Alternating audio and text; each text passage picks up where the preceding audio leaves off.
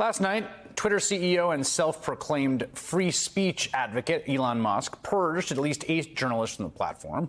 Their supposed offense was sharing information about another account he banned this week that posted publicly available information about Elon Musk's private jet.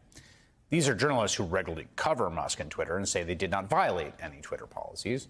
Joining me now is one of the targets of Elon Musk's Twitter purge, Aaron Rupar, independent journalist, publisher of the Public newsletter. We've had him on the program before. Aaron, how are you doing? I'm doing good. Thanks for having me on. How did you find out that you had been suspended or banned on Twitter? Yeah, I was actually playing on the floor with my 7-month-old, and I started getting messages around 6 p.m. here Central Time yesterday on Instagram and on Gmail, texting, people telling me, oh my goodness, your Twitter account has been suspended. And at first I thought, maybe people were trolling me or joking, or maybe there was some sort of a technical issue. But sure enough, I pulled up my Twitter account on my phone, and at the top of my page, there was a notice that my account had been permanently suspended. And when I first saw this, I was completely baffled as to what the rationale for this could have been. I actually had a pretty low-key day on Twitter yesterday because we had a blizzard here, so my kids were home all day, and the afternoon I basically logged off. And it took interacting with reporters who were talking to a number of myself and other people who had been banned to piece together hours later that it had to do with posting a link to the Facebook page for the Elon Jet account, which you were just talking about. That apparently hours after I posted a tweet just noting that even though the account was banned on Twitter, it was still alive on Facebook. Elon declared that to be a violation of their terms of service, and then the next day banned me. So it took multiple hours even after that to hear anything from Twitter. I eventually did hear from one of their trust and safety officials confirming that the link to the Facebook page was the cause of me being banned. I've been led to believe that the ban is temporary and that at some point will be reinstated. Of course, there's a poll that Elon has on his account right now asking people whether we should be reinstated immediately or in a week. So I'm hopeful that eventually we'll get our accounts back. But yeah, I was as shocked as anyone to see that this apparently rose to the level of being suspended from Twitter. It's funny. For years, there has been this complaint from people on the right about Twitter. They basically, the critique goes like this. Twitter was run by a bunch of liberals who enforced their liberal bias in who got to be on the site and who got banned. It sort of pretended to be a neutral arbiter, but was actually on the side of liberals, and kept banning conservative accounts they didn't like. And Elon Musk is one of the people that subscribes to precisely that critique. In fact, has gone to great lengths to make that critique.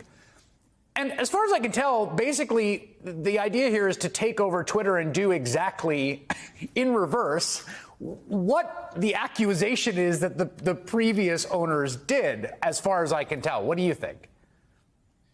Yeah, and that's kind of a depressing thing is that, Twitter has been so valuable for myself and probably for you, I'm sure, as well, in networking with other journalists, in, getting perspective from people who you wouldn't normally speak to. And, in the previous era, there was kind of a sense that it had a rules-based order that, if accounts were suspended, there was a way to appeal. And I'll note that the link to appeal my suspension is broken on Twitter, which I thought was very on brand, that if you want to appeal, there's no way to do that, using the proper channels. And so I actually had to email one of the trust and safety people finding their email address independently of that. But, there was this sense that things kind of made sense and that, it was almost kind of a quasi public institution of a sort, even though, of course, it's a private company. And now I think what this shows yesterday is that, of course, the terms of service are basically whatever Elon wakes up and wants them to be on a given day. And if they want to ban someone like myself, who, I really had no investment in this Elon Jet thing. I just thought it was newsworthy when it was banned from Twitter that it was still active on Facebook, because I think that kind of spoke to Elon being, this purported free speech and robust speech advocate. And yet, information that's publicly available was too sensitive for him to allow on Twitter, even though it was still allowed on Facebook. So, it's unfortunate to see what's happening with Twitter. And I guess we'll all have to make our individual decisions about when to cut bait, and when it's no longer worth kind of sticking around on there. Yeah, obviously, I find it very valuable and have for a long time and have learned a lot from a lot of people. The poll, which has been put out to find about your reinstatement, which has a kind of King Joffrey feel to it, like, you know, in front of the banquet, like, whoa, should we let him back? Again, all of this has, to me, is about this sort of like the kingly whims, but it's also about, you know, the critique here that the right has of Twitter is just identical to the critique of the quote liberal media that's developed under the Nixon years, particularly by Roger Ailes, who developed it and developed it, you know, working for Nixon, and then would go on to found Fox News, right? The idea is, you know, they're pretending to be unbiased, but really they're all libs. And the only thing that's really unbiased you can really trust is if it's run by us conservatives.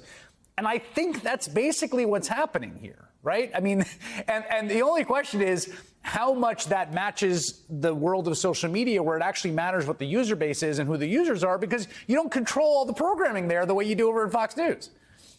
Yeah. And I think the other thing that's important to note here is that this will very likely have a chilling effect on coverage of Musk. You know, as you mentioned earlier, myself, I've done a couple newsletter articles being critical of him, and, you know, reporters who have been critical of him in the course of their reporting were among those banned. And now we're going to have to think twice, you know, if our accounts are reinstated, before we post something that's critical of him, or even just, you know, down the middle reporting that could be construed as being critical of Twitter, because apparently we can be banned for any reason whatsoever. The tweet that I posted that led to me being banned, as I mentioned earlier, when I posted it, did not violate the terms of service. Only hours later, after Elon changed them, did it violate the terms of service. And so, you know, if you can kind of operate in that way, you know, it seems like almost anything that you post could be construed as violating the terms of service retroactively. Yes, if you could create laws that didn't exist at the time people broke them and then accuse people of breaking them, then you don't really have any sort of legal regime to speak of. Yeah, I mean, I think, you know, A.J. Liebling, who's the great New Yorker writer for decades, you know, famously said about the inherent contradictions between free markets and a free press, that freedom of the press belongs to those who own one. And there is a version of that on display with the mad Twitter king this evening, Aaron Rupar. Thank you very much.